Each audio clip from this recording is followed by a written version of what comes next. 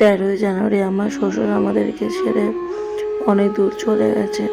তো আজ আমাদের প্রথম মালসা। তো আমি আমার বরকে সাহায্য করে দিচ্ছিলাম, এখানে মালসাটা ভালো করে ধুয়ে নিই, মালসার হাঁড়িটা আলুগুলোকে ধুয়ে রাখছিলাম, ওদিকেও কলা পাতাটা রেডি করছিল।